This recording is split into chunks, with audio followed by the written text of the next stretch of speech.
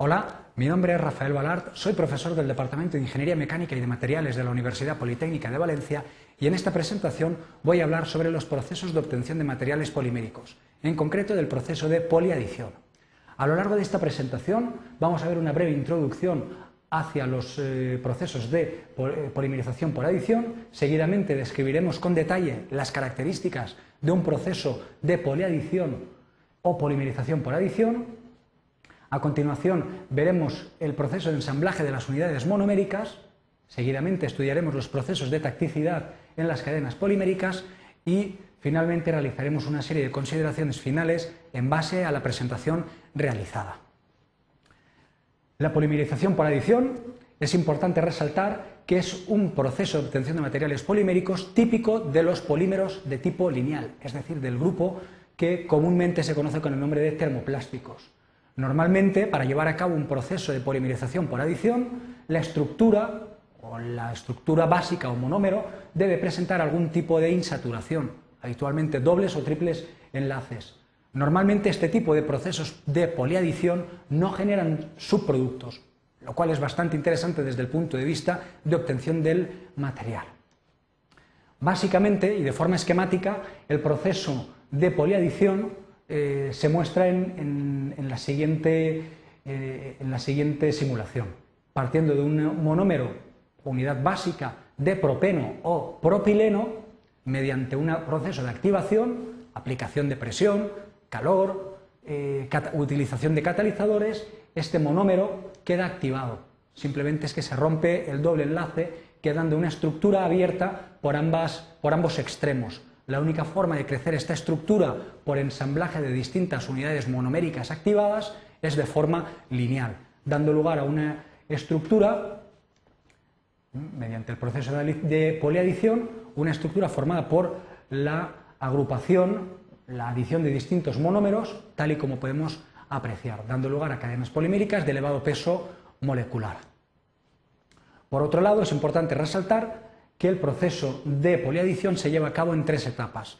Una etapa de iniciación, una etapa de propagación y crecimiento de la cadena polimérica y una etapa de terminación donde el proceso se da por completado.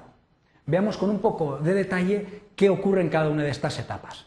En la etapa de iniciación partimos de un peróxido orgánico, habitualmente un peróxido de dibenzoilo, un compuesto que se descompone con muchísima facilidad, y en dicha descomposición genera radicales libres, como se observan en la presentación. Estos radicales libres son la base para iniciar el proceso de activación de las distintas unidades monoméricas.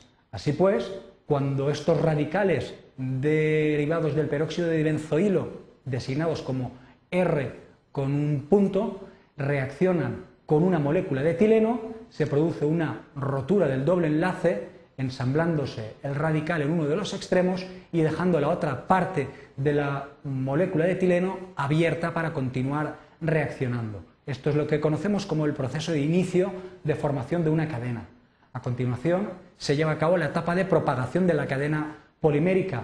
En la etapa de propagación, simplemente la estructura formada inicialmente, que no es más que un radical libre, interacciona con otras moléculas en este caso de etileno, para ir formando o agregando a la cadena inicial pues mayor número de unidades monoméricas, tal y como podemos apreciar. Por último, en la etapa de terminación se puede llevar a cabo de dos formas distintas. Es cuando concluye la reacción de polimerización. Se puede producir la terminación por reacción con otro radical libre presente en el medio de reacción, o bien por reacción de los radicales existentes con otras cadenas macrorradicales no cerrados. En el primero de los casos observamos claramente una cadena de polímero formada que reacciona con un radical presente en el medio de reacción y deja una macromolécula de polímero perfectamente terminada, como se puede apreciar claramente. Mediante el otro mecanismo, es decir, mediante reacción con otra cadena macrorradical no cerrada, la reacción permite obtener macromoléculas de mayor peso molecular. Así, partiendo de dos moléculas que tienen determinadas longitudes, designadas como n⁻₁ para la situada a la izquierda y n⁻², para la situada a la derecha, se produce un ensamblaje, una adición de estos dos macroradicales para formar una macrocadena de mayor longitud, tal y como podemos apreciar. De cualquier manera, tanto con la reacción con otro radical libre como con la reacción con otra cadena macroradical, se da por concluida la reacción de poliadición o de adición. Otro tema importante a resaltar en el estudio de los procesos de poliadición es cómo se lleva a cabo el proceso de ensamblaje de las unidades monoméricas. En este sentido, la presencia de grupos laterales o grupos sustituyentes desempeña un papel muy importante. Si partimos de la estructura monomérica vinílica básica, formada por una cadena de átomos, de 2 átomos de carbono enlazado covalentemente con 4 átomos de hidrógeno, vemos que los átomos de hidrógeno pueden ser sustituidos por distintos grupos sustituyentes o laterales, dando lugar a diferentes tipos de materiales. Como se aprecia en esta representación, la posición de los distintos grupos laterales viene designada como G⁻₁, G⁻², G⁻³ y G⁻₁. Así, por ejemplo, a partir de la estructura vinílica básica, que es el monómero para la obtención del polietileno, se pueden obtener distintos polímeros derivados de la estructura vinílica. Así pues, si sustituimos un átomo de hidrógeno por un grupo metilo, obtenemos un material totalmente distinto al polietileno, que es el polipropileno, mucho más rígido, más resistente que el polietileno. Si uno de los átomos de hidrógeno se sustituye por un átomo de cloro, obtenemos un material que se denomina el policloruro de vinilo, PVC, un material con grandes aplicaciones en el sector eléctrico-electrónico debido a sus buenas propiedades autoextinguibles. Si sustituimos uno de los átomos de hidrógeno por un grupo CN, obtenemos otro material distinto, que es el poliacrilonitrilo, que se designa con las siglas PAN, que entre otras cosas se utiliza como precursor para la fabricación de fibras de carbono con altas prestaciones. Si sustituimos uno de los átomos de hidrógeno por un grupo estirénico, obtenemos un material de elevada transparencia, que es el poliestireno, con las siglas PS, que al mismo tiempo ofrece mucha rigidez, resistencia y fragilidad. Si los 4 átomos de hidrógeno, como apreciamos, se sustituyen por 4 átomos de flúor, obtenemos un plástico totalmente distinto a los anteriores, es el denominado politetrafluoretileno, más comúnmente conocido con el nombre de teflón. Es un material con muy buenas propiedades térmicas y muy buena resistencia a los agentes químicos. Por último, vemos otro polímero de tipo vinílico, donde la sustitución de distintos átomos de hidrógeno por grupos metilo y otros grupos sustituyentes pues nos permite obtener estructuras algo más complejas, como en este caso el polimetilmetacrilato, PMMA, uno de los plásticos más utilizados por sus buenas propiedades ópticas y en ornamentación. Bien. Por otro lado, estos grupos laterales no solamente, o grupos sustituyentes no solamente afectan a la naturaleza y características del material, también van a afectar de forma decisiva a la forma en que se lleva a cabo el proceso de polimerización. Así pues, partiendo de una estructura vinílica como la del monómero básico del estireno, o para la obtención del poliestireno, en esta estructura monomérica básica podemos distinguir dos partes claramente diferenciadas: la cola de la estructura y la cabeza de la estructura, donde se encuentra presente el grupo sustituyente o el grupo lateral.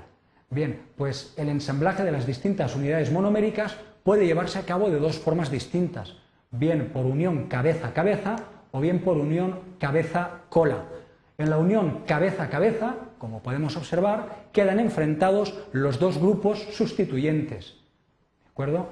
Bien, esta situación genera importantes distorsiones dentro de la estructura del material polimérico, al mismo tiempo que genera repulsiones de tipo eléctrico debido a la polaridad de los grupos funcionales, con lo cual en la representación tridimensional apreciamos claramente la cercanía de los distintos grupos sustituyentes, lo cual genera estructuras de tipo inestable.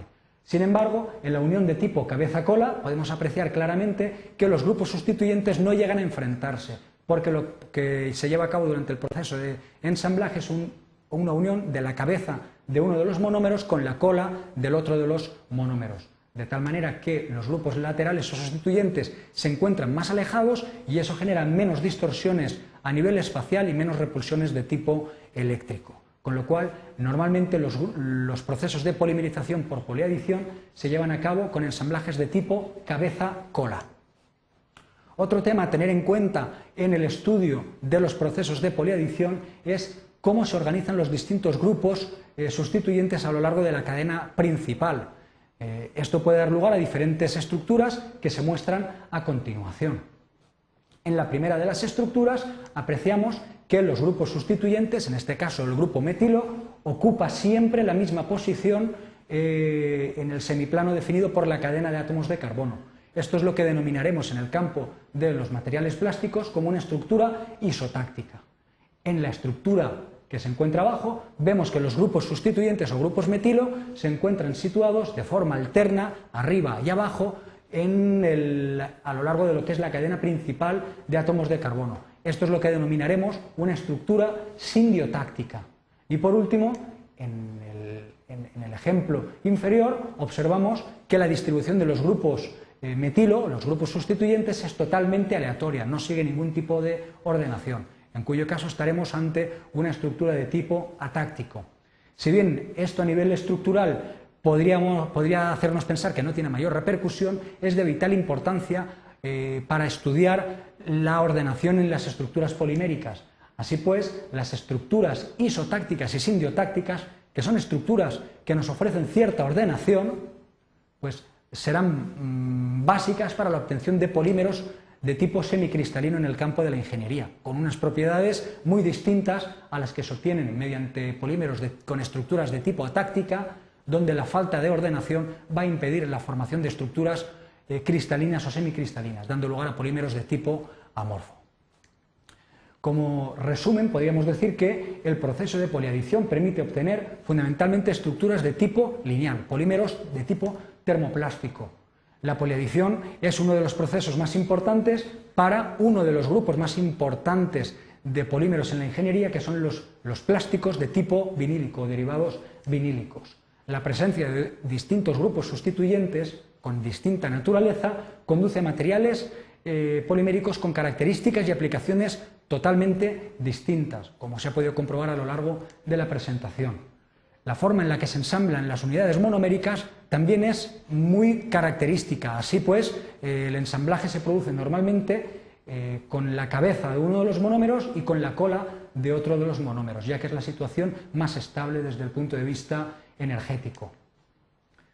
Por otro lado, destacar que la forma en la que se organizan los distintos grupos sustituyentes a lo largo de la cadena principal también va a condicionar la tacticidad o el grado de ordenación de la molécula y va a permitir obtener polímeros de tipo semicristalino o polímeros de tipo amorfo. En este sentido es otro parámetro a tener en cuenta en los procesos de poliadición. Muchas gracias por su atención.